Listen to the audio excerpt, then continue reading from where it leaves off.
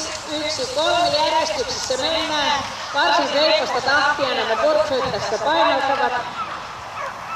Kakkosen johdolla aivan selkeästi tällä hetkellä tullaan siellä.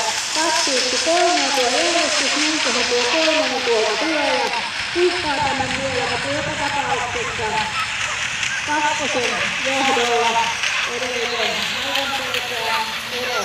Koira numero 2 maalissa ykkösenä, sitten koira numero 1 ja koira numero 3 päätti, että koppaan kurja, en halua tulla maaliin. Harmittavaa vähän jäi tästä viimeisestä lopusta kesken. Ja tässä jälleen nähtiin se, että